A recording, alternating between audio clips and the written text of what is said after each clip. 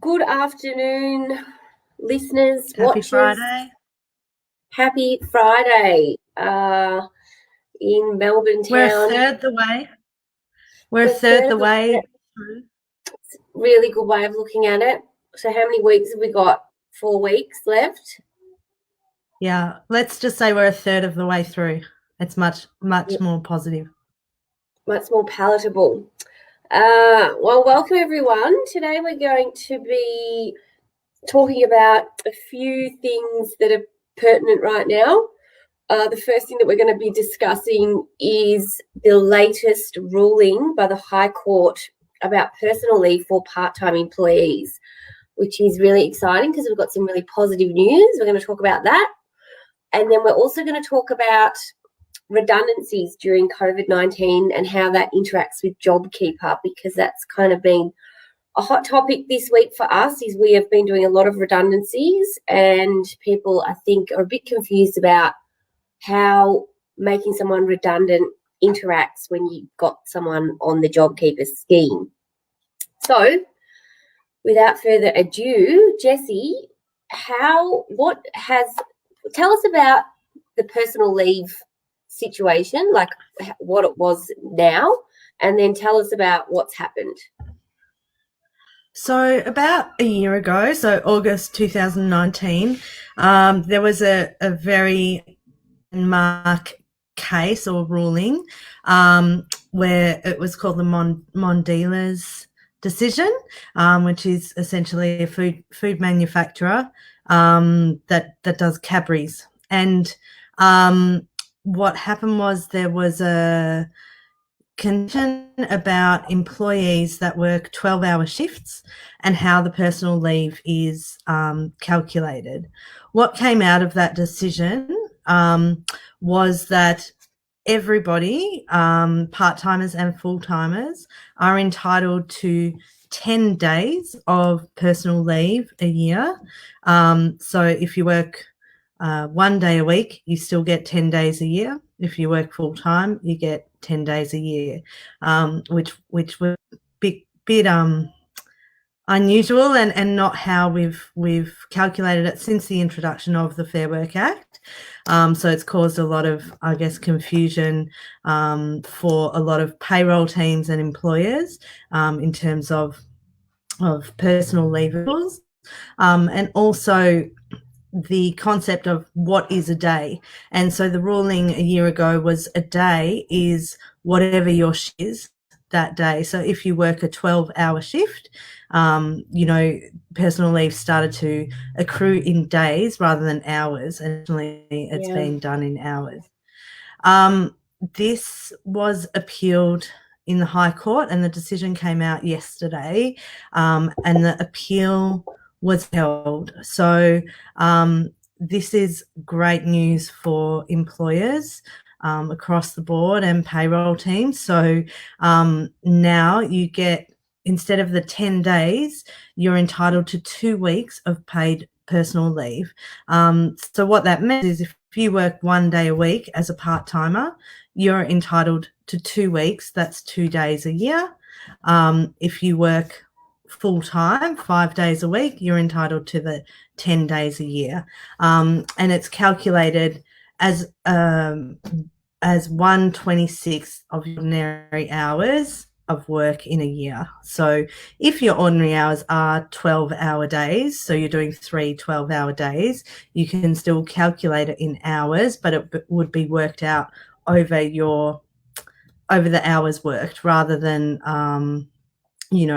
everybody gets in 10 days a year, which was really it was really unfair. But also I think that it's unfair that someone who works 3 days a week gets the same entitlement as somebody who works full time. And then the other problem it was putting, to so many employers was no payroll system was designed to cope with that. And so I'm not sure if any of them changed. Teams had to go back and do this calculation, but the appeal's been upheld. So we're back to how we were prior to this decision a year ago. Thank God, because yeah, I think every HR person and employment lawyer in Australia was really scratching their heads around how to implement this and how to even make sense of it, because what we've all been thinking, and which makes perfect sense, is that you accrue personal leave on a pro rata basis based on your hours of work. And this whole Yeah. thing around it being based on a day, was just insane. So, yeah, we had a lot of clients who were obviously very pissed off about that ruling. So we'll have a lot of clients that are very excited about what that means and the fact that they're now not exposed or doing anything wrong. And it's quite sad, though, because we have had some clients who put in an enormous amount of work to do calculations and back pay and all this other stuff. So, yeah, it's a bit of a shit show. Yeah. Look, I think, I think that the decision a year ago also would have given rise to a lot of underpayment claims. So say you've got an employee that's been with you for 10 years and you haven't given them that personal leave, and then they've taken unpaid, there would be a lot of scope for underpayments when we would look retrospectively. And I just think it's been a really welcome decision. It's really common sense and practical, and I think it's a lot fairer if you look at the mix of employees. It's really unfair that a full-timer gets the same amount as somebody who works 1 day a week. Absolutely. We've got quite a few people watching, so does anyone have any questions, if you want to chuck them in the comments, about how this plays out or how this might impact you? If you want to know anything else, pop your question into the comments and we can cover that off. But thanks for explaining that, Jessie, because I understood the ruling, but I didn't understand the background as to why. So that's really interesting to me, and definitely a welcome decision. Massive relief. And I think given like everything else that businesses are having to cope with right now with COVID, it's one less thing that you have to really worry about. So it will, since this decision, it has been the law for the last year, and it's even on the Fair Work website, how to calculate leave based on the old decision. So some really efficient payroll teams are now going to have to undo the work that they've done over the last year. So, yeah, and if you've changed your contracts of employment, they'll need to revert back now. But on a bigger picture level, it's much better financially for employers as well, this method. Yeah, and that's why we always recommend in our contracts of employment to have a clause that reverts to the National Employment Standards or the Fair Work Act. So that means that you don't have to update these things every time they change. So anyway, if anyone needs help around their contracts of employment or implementing this, obviously give us a call. But nobody's got any questions because Jessie explained it so well.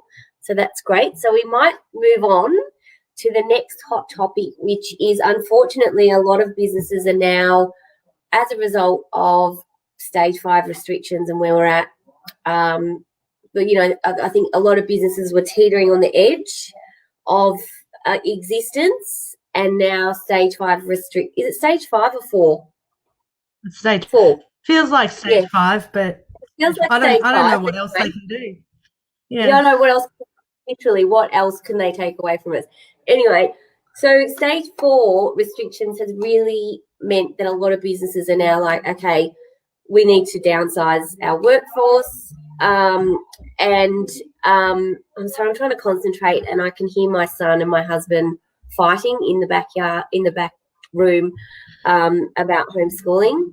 So I'm sorry, it's very distracting. So unfortunately, we're now in a position where we're doing redundancies. And like at the beginning, we weren't really doing redundancies because I think the JobKeeper meant that a lot of businesses were keeping people on. But now they've started to come in thick and fast, and we've done quite a few this week. And so some of the things that we've learned. Sorry, go. I think also because of businesses are having to close their doors during stage 4 restrictions, that's why we're also seeing a lot of businesses considering making employees redundant. Yeah, look, we've just had some comments and questions come through about the last topic, so we might just stop where we are and answer those, and then we'll move on to redundancies. So Linda has asked, does that mean that during this time, does it apply retrospectively? So I'm assuming for that year, does the old ruling still apply? That's a really good question. I can only really speculate. This decision is so fresh, like it came out yesterday. So I can only speculate that it will be as it's always been. And then for that year that decision was in place, I'm really not sure. I think if you've given them extra personal leave because of that decision, my assumption would be can't claw it back, but they won't be able to claim, 10 days per year for the last 10 years. But, we'll be waiting for the Fair Work Commission to make some more rulings on that and give us some more clarity. So we're planning to write a blog about this and send it out to our database probably on Monday. So maybe we might have some more information about the detail then, but that's a great question. And then somebody else has asked a question, Jeff, who's one of our raving fans, who's always on our Q&As. Hi, Jeff. Hi, Jeff. So he said, hi, how long will the relaxed working hour conditions last that we can ask staff to perform, i.e. 3 or 4 days a week instead of 5? So I'm assuming he's referring to JobKeeper, enabled directions. That's also a really good question. I actually was on the phone with the Fair Work Ombudsman this week for exactly the same question. So as it stands at the moment, the JobKeeper enabled directions are in effect until the 28th of September. My question was around if you get that JobKeeper extension, because they've extended JobKeeper until the end of March, do the JobKeeper enabled directions extend as well? And at the moment, the answer is no. So at the moment, at the moment, it's only until the 28th of September. Now, logically, I think that they're going to have to extend it. If you still get JobKeeper, I think it makes sense to, extend those JobKeeper enabled directions. But as it stands at the moment, that end date is 28th of September. So, sometimes logic doesn't always prevail with the people that are making the laws. Hopefully it will, but at the moment, that's what it is, 28th of September. Yeah, logically that makes perfect sense that you'll be able to continue to do those things. We're seeing right now with the childcare industry, they had their JobKeeper removed and they're now in a position where they're at reduced capacity based on the restrictions, and they need to manage their workforce, and they can't do any of their JobKeeper enabled directions. So they can't direct people to take annual leave, and they can't reduce people's hours. So, in Victoria, particularly for Victoria, Jeff has just made a comment. I think it's really important that they look at extending those provisions. Otherwise, I think a lot of people are going to get made redundant. So if anyone from the government is watching this, that's our message to you. And that leads really well into the next topic, which is, if you do have people on JobKeeper, can you make them redundant? Because that has been the latest question. And one thing I do know is that with the childcare industry, if you signed up for that transition payment, you actually signed up, you agreed to not making anyone redundant or anyone losing their jobs for the period of that transition payment. So childcare, once again, are screwed, it would seem. But other employers who do have people on JobKeeper, Jessie, what have we learnt this week around this? Because I think this is really quite interesting. Yeah, so if you've got employees that are on JobKeeper, you can still make them redundant if you're needing to make those organisational changes to your business. Obviously, when they're terminated, they're no longer eligible for JobKeeper. So you'll have to notify the ATO. So there was a learning for us around notice periods and JobKeeper. Sorry, I've got it in my room. So thank you, Winnie. Sorry. Hi, Winnie. Show everyone Winnie. She's so cute. The joys. Oh, she's disappeared. It's probably a good thing. So in terms of notice, if you're getting the employee to work their notice period, then they can still get JobKeeper for that notice period. If you're paying them out in lieu of notice, then you need to pay them their full amount and JobKeeper does not apply. So basically, JobKeeper stops applying from the date of termination, and if you're paying them out in lieu of notice, date of termination is at the start of that notice period, so you can't use JobKeeper for it. Okay, so what I'm hearing is that it would be better to get them to work their notice period. And with the case that we had, the employee was actually at home they had no work for them and they were on JobKeeper. So the other question is, when you're making that person redundant, you still need to pay their redundancy in accordance with their salary pre-JobKeeper, correct? Correct. Yep. Yes. Absolutely.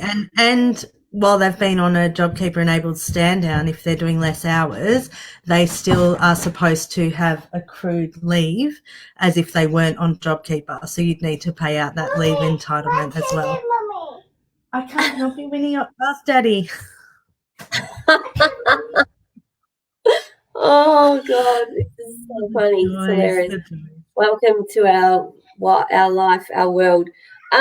So in regards to redundancies, I think that the message is that all of the same rules apply. So it needs to be about the position, not the person.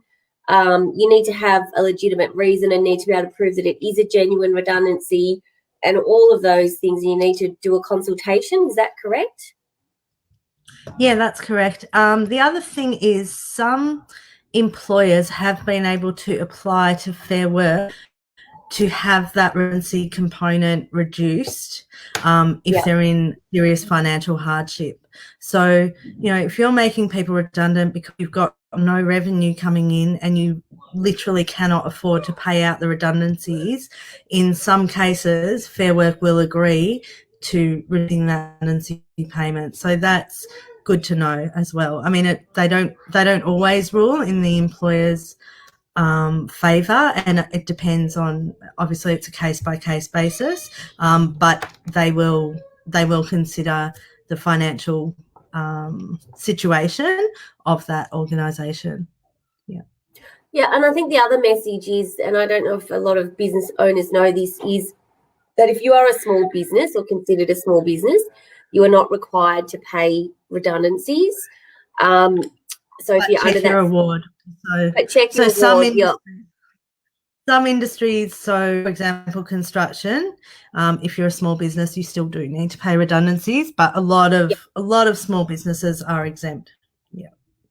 Yeah, but I think the message here is also, before you make anyone redundant, get proper advice and use a proper process with the correct documentation, and make sure you do a consultation and get all your ducks in a row, because you don't want to be overpaying people or underpaying people, and you want to be avoiding any kind of unfair dismissal claim or adverse action claim, because at the moment Fair Work Australia or Fair Work Ombudsman are reporting a massive spike in unfair dismissal claims, because people are obviously feeling very angry and vulnerable, and it only costs how much? $77? Jessie? The other thing, $77. The other thing, sorry, there's a lot of screaming on behind me. The other thing that you could consider is, if they are on JobKeeper, to potentially reassess whether you need to make those redundancies now, or if you can wait until the end of September to make those decisions and see what life post-lockdown is going to look like for your business, because they're getting JobKeeper anyway. So if it's a decision that can't be held off, then yeah, but if you can put it off until the end of JobKeeper, if it's going to end for you at the end of September, then maybe it's worthwhile reviewing it then, if you can operationally. Yeah, I can hear some serious screaming going on in the background. Sorry. That's right. I can also hear banging and crashing in the background in my lounge room. Welcome to the world of working from home. It's just amazing, isn't it? It's so good. So much. Yeah. So I think we might leave it there. But I think next week one of the things that we are going to talk about or thinking about talking about is how to manage people's performance whilst they're working from home, because we've had we've had a lot of inquiries about this, and also how to manage people who have mental health issues. They're kind of like the other hot topics that we've got. We've also got another question. So from Linda, with JobKeeper and the ATO are awaiting legislation with the latest changes to include casuals employed from the 1st of July 2020, will this mean it will only apply going forward and not be backdated? Does that make sense to you, Jessie? I think so. So it will apply from the 1st of July. So for that period, that's my understanding, is that any employees that qualify from the 1st of July, and I'm not sure if the casuals need to have been employed for 12 months from the 1st of July, but definitely full-timers and part-timers from the 1st of July. So I would say those same rules that applied on the 1st of March. So they're going to accept new employees that have been hired, as at the 1st of July. So I don't think it'll be backdated to March. I think it will apply from the July quarter. Yeah. Cool. Well, we might finish it up there, but if anyone has any questions, just pop it in the comments and we'll just bang on for a couple more minutes while we wait for anyone to throw us some more questions there. What else, Jessie, do you think is going to be? Just with the changes to JobKeeper, we do recommend, so the Treasury website has got the most up-to-date advice on JobKeeper.